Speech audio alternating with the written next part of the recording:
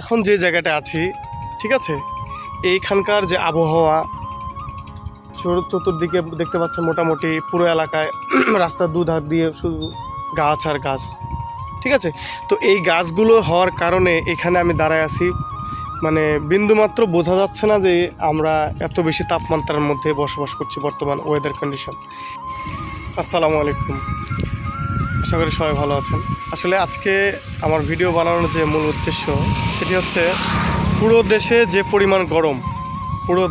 পরিমাণ গরম আমাদের এই ঠাকুরগাঁও, রানীশংকৈল, পীরগঞ্জ মোটামুটি প্রায় 42 ডিগ্রি পর্যন্ত তাপমাত্রা উঠছে অলরেডি।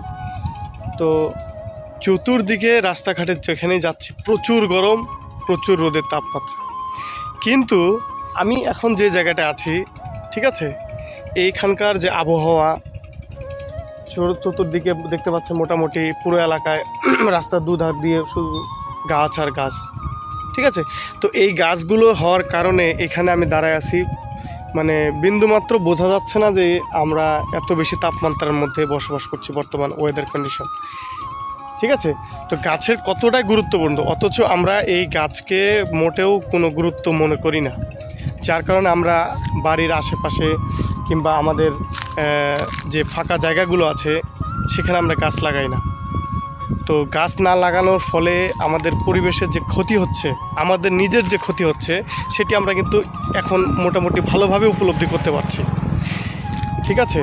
তো যেখানে গাছ আছে সেখানে শান্তি আছে।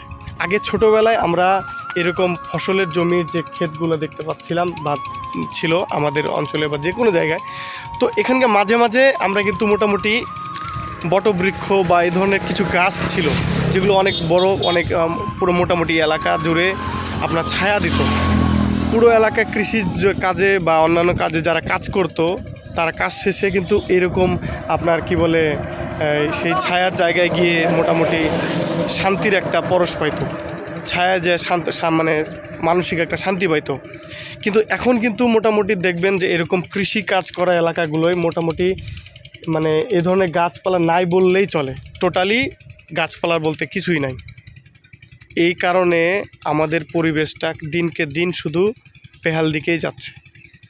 একজন কৃষক মাঠে কাজ করছে, কাজ করার পাশাপাশি যদি একটু ছায়ার জায়গা পায় তার জীবনের জন্য অনেক শান্তিদায়ক হয়। কিন্তু আমরা এই জিনিসটার ব্যাপারে পুরোই একদম বেখেয়াল। এতে কি হচ্ছে, শুধু আমাদের নিজের ক্ষতি আমরা নিজেরাই করছি। আপনাকে যদি একটু দেখাই, এই পুরো এলাকাটা প্রচুর মানুষ কাজ করে, এরকম অসংখ্য প্রতিটা এলাকায় মোটামুটি কাজ করে, কিন্তু গাছের কোনো চিহ্ন নাই। শেষে কী করতে হয় মানুষকে, এই আপনার এরকম রোড সাইডে যেখানে গাছ আছে সেখানে অনেক দূর থেকে হেঁটে এসে আবার এখানে একটু ছায়ার জন্য আসতে হয়। কেন, এটা কি আপনার পরিবেশের জন্য একটু কাজ করা যায় না? সব কিছুর একটু স্যাক্রিফাইস না করলে পুরো দেশ, আমাদের নিজস্ব যে একটা পরিবেশ, এটাকে কিভাবে আমরা সামনের দিকে এগিয়ে নিয়ে যাব? আমাদের ভবিষ্যৎ যে কতটা অন্ধকারচ্ছন্ন আমরা কিন্তু এখনও উপলব্ধি করতে পারছি না।